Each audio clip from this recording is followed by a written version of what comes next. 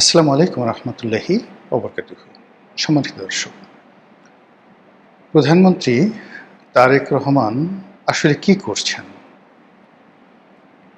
বা তাকে দিয়ে আসলে কি করানো হচ্ছে, বা তিনি তার যারা সঙ্গী সাথী আছেন তাদেরকে নিয়ে সত্যিকার অর্থে আসলে কি করছেন। এখানে রাজনীতি কতটা প্রাধান্য পাচ্ছে, তার অতীত যে কষ্ট, বেদনা, ক্ষোভ, সেটা তার বর্তমান শাসনকার্যে কতটা প্রাধান্য পাচ্ছে। তার যে জিঘাংসা, প্রতিশোধ স্পৃহা, তার কি কোনো লক্ষণ আমরা দেখতে পাচ্ছি? তিনি আসলে যেভাবে চলছেন তাতে আগামীতে রাজনীতিতে, রাষ্ট্র পরিচালনায় তিনি কি সফল হতে পারবেন? এই বিষয়গুলো নিয়ে কৌশলে আলোচনা করার চেষ্টা করব। কৌশল শব্দটা উচ্চারণ করলাম এই কারণে যে সরকার একেবারে নতুন। তো সেই নতুন সরকারের পথ চলাতে যেন আমার কোনো কথা বাধা হয়ে না দাঁড়ায়, তাদের মনোকষ্টের কারণ না হয়ে দাঁড়ায়, সেজন্য আমি প্রাণান্ত চেষ্টা করব। এর কারণ হলো দেশের স্টিয়ারিংটা এখন তারেক রহমান সাহেবের হাতে। ফলে আমরা যারা এই দেশের যাত্রী, আমরা যদি তারেক রহমান সাহেবের ভুল হয় একেবারে খাদে পড়ে যাব। আর যে যার অবস্থান থেকে যদি আমরা একটু চেষ্টা করি তাহলে হয়তো তার হাতটি শক্তিশালী হবে। এজন্য সমালোচনা করব, আলোচনা করব অনেকটা ভাইয়ের মতো। আপন ভাই যেভাবে ভাইকে সমালোচনা করে, এবং ঠিক অনেকটা ওনারশিপ নিয়ে সেভাবে চেষ্টা করব কিছু কথা বলার জন্য। প্রথম কথা হলো যে এই যে ১.৫ মাসে তিনি যা কিছু করছেন, এটিকে আমি যদি বলি রাষ্ট্র পরিচালনার যে ফান্ডামেন্টাল স্টার্টিং, কিংবা রাষ্ট্র পরিচালনার যেটা বলা হয় মৌলিক শুভ সূচনা, এর একটিও তিনি বা তার কোনো লোক এখন পর্যন্ত শুরু করেননি। অধিকাংশ তিনি এবং তার যারা মন্ত্রী পরিষদের সদস্য এবং সংসদ সদস্যরা যা কিছু করছেন, তাদের কথাবার্তা, আচরণ, চালচলন, বডি ল্যাঙ্গুয়েজ, মানে সব কিছুই হলো জনতুষ্টির জন্য, জনগণকে খুশি করানো, তাদেরকে আশ্চর্য করে দেয়া, সারপ্রাইজ করে দেয়া, যেটি রাজনীতির জন্য মারাত্মক ভয়ঙ্কর, রাষ্ট্র পরিচালনার জন্য আরও বেশি ভয়ঙ্কর। এর কারণ হলো রাজা বা যিনি রাষ্ট্র পরিচালনায় নিয়োজিত থাকেন, তার চিন্তা চেতনায় থাকবে জনগণের কল্যাণ। যেমন আমার সন্তান যখন চিপস খেতে চায়, চকলেট খেতে চায়, কিংবা তার যখন মামস হয়, ঠিক সেই সময়টাতে সে যখন আইসক্রিম খাওয়ার আবদার করে, আমি তখন যে সিদ্ধান্ত নেই, রাষ্ট্র পরিচালনার ক্ষেত্রে রাজাকে অমর সিদ্ধান্ত নিতে হয়। কিন্তু রাজা যদি তার প্রজাদের, জনগণের মনতুষ্টির জন্য, তাদের বাহবা পাওয়ার জন্য, হাততালির জন্য সদা সর্বদা চেষ্টা করেন, এতে রাজার সর্বনাশ হয় এবং জনগণের সর্বনাশ হয়। যে কাজটি জনাব তারেক রহমান সাহেব ফ্রম দ্য ডে ওয়ান, তিনি যেদিন বাংলাদেশে পা দিয়েছেন সেই দিন থেকে আজ অবধি এই কাজগুলি শুধু করে যাচ্ছেন। তার যে মৌলিক সিদ্ধান্তগুলো এই মুহূর্তে যে নেওয়া দরকার, এরকম কিছু সিদ্ধান্ত না নিয়ে বরং কিছু পূর্ব নির্ধারিত সমঝোতা, সিদ্ধান্ত তিনি এবং তার লোকজন উল্টে দিয়েছেন। যেমন ধরুন, জামাতের সাথে তার সম্পর্ক, ডক্টর ইউনূসের সাথে তার সম্পর্ক, এনসিপির সাথে তার সম্পর্ক একটা নির্দিষ্ট সীমারেখায় সমঝোতা হয়েছিল। এটি এখন ডে বাই ডে প্রকাশিত হচ্ছে, কিন্তু বিএনপি এটা স্মরণ করতে চাচ্ছে না। নির্বাচনের সময়টিতে আবার আওয়ামী লীগের সঙ্গে লিখিত, অলিখিত বা বুদ্ধিবৃত্তিক লেভেলে একটা সমঝোতা হয়েছিল। তার প্রেক্ষিতে আওয়ামী লীগের যারা ভোটার, তারা ভোট কেন্দ্রে এসে বিএনপিকে যে হারে ভোট দিয়েছে, এর বিনিময়ে আওয়ামী লীগ যা কিছু চায় সরকারের কাছ থেকে, সেটা তাদের জন্য বুমেরাং হয়ে যাচ্ছে। আওয়ামী লীগ নিষিদ্ধ হয়ে যাচ্ছে, আওয়ামী লীগের নেতাকর্মীরা জামিন পাচ্ছে না, এবং আওয়ামী লীগ যে নির্বাচনের সময় বিএনপিকে সহযোগিতা করেছে, অবস্থা দৃষ্টি মনে হচ্ছে যে এটা বিএনপির কোনো প্রয়োজনই ছিল না। এর বাইরে তাদের সঙ্গে চীনের একটা সমঝোতা হয়েছিল, দিল্লির একটা সমঝোতা হয়েছিল, আমেরিকার একটা সমঝোতা হয়েছিল। প্রায় সবগুলো সেক্টর এলোমেলো হয়ে গেছে। দিল্লি থেকে ফিরে আসার পরে প্রায় 2 ঘন্টা একান্ত বৈঠক করেছেন মার্কিন রাষ্ট্রদূত এবং পররাষ্ট্রমন্ত্রী। এই সময়টিতে এই বৈঠকটি বেশ ইঙ্গিতপূর্ণ এবং সেই বৈঠকে যে দৃশ্য বা ছবি আমরা দেখলাম, এটি রীতিমতো চিন্তার কারণ হয়ে দাঁড়াচ্ছে। আরেকটি বিষয় সেটি হলো যে 1/11 1/11 এই 1/11 বিষয়টি আসলে বিএনপির উচিত ছিল ভুলে যাওয়া, অ্যাবসলিউটলি ভুলে যাওয়া। দ্বিতীয় তাদের উচিত ছিল যে 1/11টা কেন হলো, এখানে বিএনপির কি দোষ ছিল। মানে যারা ধরুন 1/11তে বিএনপির সাথে বেইমানি করেছে নিজ দলের লোকজন, এদের মধ্যে তো স্পিকার সাহেবও আছেন। এখন স্পিকার সাহেব কেন 1/11 সময়টিতে দলের বিরুদ্ধে গিয়েছিলেন, এটা টানতে গেলে, কথা বলতে গেলে কেঁচো খুঁড়তে সাপ বের হয়ে আসবে, যেটি সামাল দেওয়া বিএনপির পক্ষে সম্ভব নয়। কাজেই ওটা ভুলে যেতে হবে। বরং তারেক রহমান সাহেব যদি এখন ক্ষমতার চেয়ারে বসে তিনি মনে করেন যে হাওয়া ভবনে বসে তার এই ভুল হয়েছে, তার কিছু বন্ধু বান্ধবের কারণে, আত্মীয় স্বজনের কারণে দল বিপদে পড়েছে এবং তিনি এবং তার সরকার 2001 সনে প্রথম সামরিক বাহিনীকে দলীয়করণ করার চেষ্টা করেছিলেন একেবারে উলঙ্গভাবে। তার আগ পর্যন্ত সামরিক বাহিনীতে আসলে ওইভাবে দলীয়করণ ছিল না। সেই কাজটি কি ভালো হয়েছিল? কাজেই সেই কাজে তিনি যাদেরকে নিয়োগ করেছিলেন তারা কেন বেইমানি করলো, এটা প্রতিশোধ গ্রহণ করার চাইতে ওই কাজটি আমি আর করব না, সেটি তার জন্য সবচেয়ে বেশি জরুরি। সেই কাজটি তিনি করেননি। না করে বরং এই 1/11 নিয়ে যে নাড়াচাড়া করছেন, তাকে যারা ওই সময় অপমান করেছেন, লাঞ্ছিত করেছেন, তার বাড়িঘর যারা ভেঙে দিয়েছেন, তার মাকে যারা অপদস্থ করেছেন, এই কথাগুলো তিনি ভুলতে পারছেন না। এমনকি ক্যান্টনমেন্টের ভিতরে গিয়েও তিনি সেই কথাগুলো বলছেন। এটা এক ধরনের সমস্যা। এই সমস্যাটা শেখ হাসিনারও ছিল। শেখ হাসিনা কোনো অবস্থাতেই 75-এর 15ই আগস্ট ভুলতে পারেননি।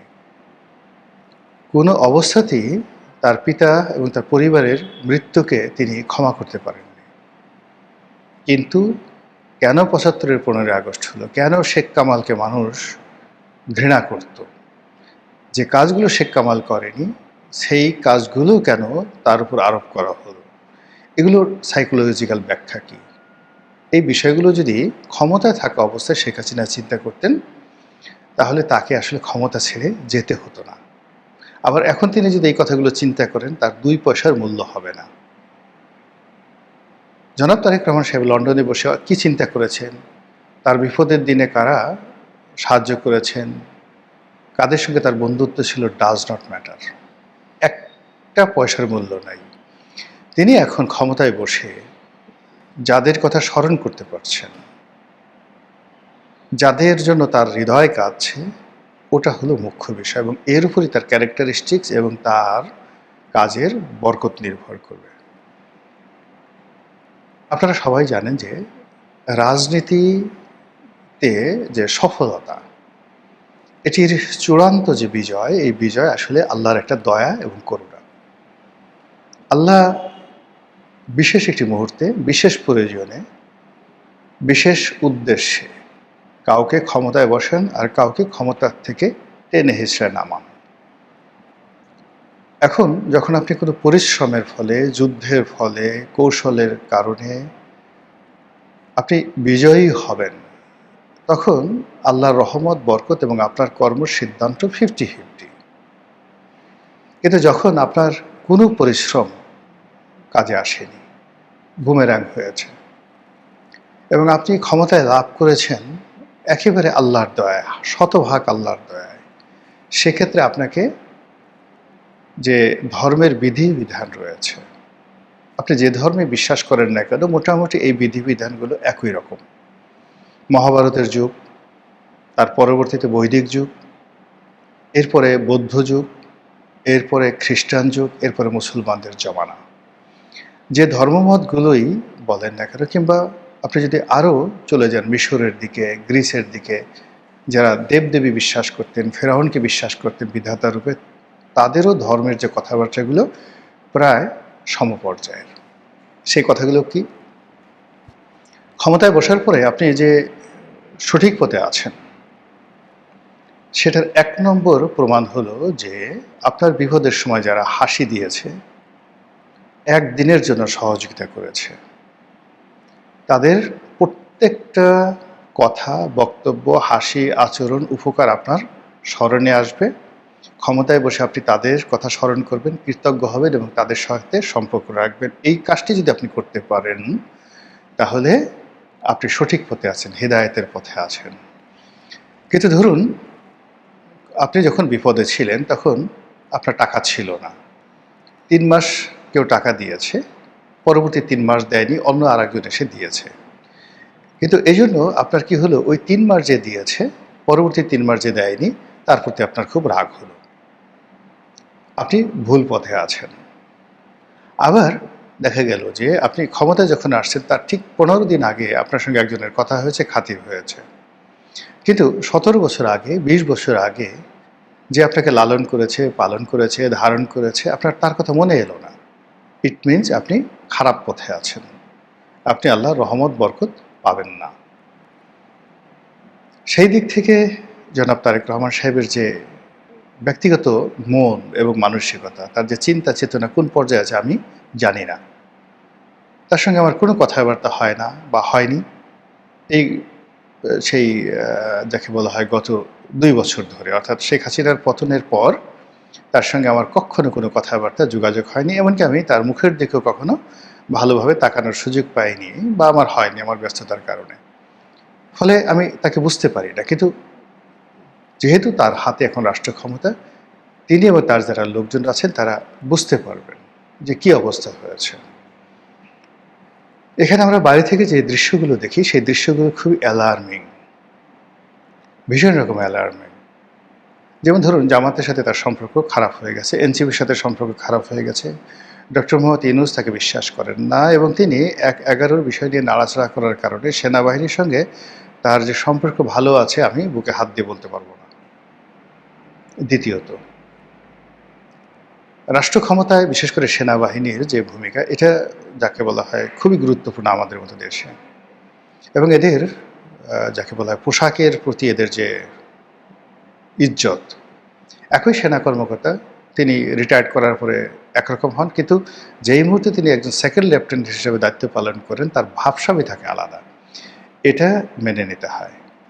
তারেক রহমান সাহেব এখন এসএসএফের প্রোটেকশন নিচ্ছেন, কন্টেম্পোরারি তিনি তার যে ব্যক্তিগত সিকিউরিটি ফোর্স তাদেরও সহযোগিতা দিচ্ছেন। এটা কোনো প্রধানমন্ত্রী কখনো ইতিপূর্বে করেনি। এটা সামরিক বাহিনীর যারা লোকজন তারা সহজভাবে দিচ্ছেন না। শুধু এতটুকুই বললাম। দ্বিতীয়ত হলো যে এই যে ১/১১ যে ঘটনা, এটাকে সামনে এনে যেভাবে অনেককে ধরা হচ্ছে, এতে করে পুরো সেনাবাহিনীর যে চেইন অফ কমান্ড, তাদের মধ্যে নানা রকম অস্থিরতা দেখা দিয়েছে। যারা পুরনো ১/১১-র সাথে জড়িত ছিলেন তারা, তাদের শুভানুধ্যায়ী, আর এই যে শেখ হাসিনার সঙ্গে যারা এই ১/১১-এর মতো ঘটনা ঘটিয়েছে, অর্থাৎ ওই সময়টাতে তো সেনাবাহিনী আসলে শেখ হাসিনার হুকুম অমান্য করে বিপ্লবীদের পক্ষ নিয়েছে। ফলে তাদের মনের মধ্যে কি ভয়, কি আতঙ্ক, কি চিন্তা কাজ করছে একটু বোঝার চেষ্টা করুন। ফলে সব মিলিয়ে জনাব তারেক রহমান সাহেব তিনি যে কাজগুলো করছেন, আমার কাছে মনে হচ্ছে যে অনেক ক্ষেত্রে তিনি সাপের লেজে পা দিয়েছেন। কিন্তু নর্মালি আপনি যখন সাপের বিরুদ্ধে লড়াই করবেন, আপনার প্রথম কাজ হলো সাপের মাথায় পাড়া দেওয়া, সাপের মাথা ভেঙে দেওয়া। সেটা যারা করতে পারে তারা সফল হয়, আর যারা সাপের লেজে পা দেয় তারা সাপের কামড়ে আহত হন, নিহত হন, অসুস্থ হন। এখন উনি এমন অনেকগুলো বিষয় রয়েছে রাজনীতিতে, অনেকগুলো বিষয় রয়েছে রাষ্ট্র পরিচালনায়, অনেকগুলো বিষয় রয়েছে অর্থনীতিতে, প্রত্যেকটা জায়গাতে তিনি সাপের লেজে পা দিয়েছেন। উদাহরণস্বরূপ ইসলামী ব্যাংকগুলো নিয়ে যে কথাবার্তা হচ্ছে, ব্যাংকিং সেক্টর নিয়ে যে কথাবার্তা হচ্ছে, বাংলাদেশ ব্যাংকের গভর্নর নিয়ে যে কথাবার্তা হচ্ছে, তার মন্ত্রী পরিষদে হঠাৎ করে ৩-৪ জন লোক অতিমাত্রায় শক্তিশালী হয়ে পড়েছে, তার আশেপাশে ৩-৪ জন লোক অতিমাত্রায় শক্তিশালী হয়ে পড়েছে। ফলে তার দলের যারা ইফেক্টিভ লোকজন, যারা কাজ করতে পারেন, তারা খামোশ হয়ে গেছেন, চুপ, একদম কোনো কথা বলছেন না।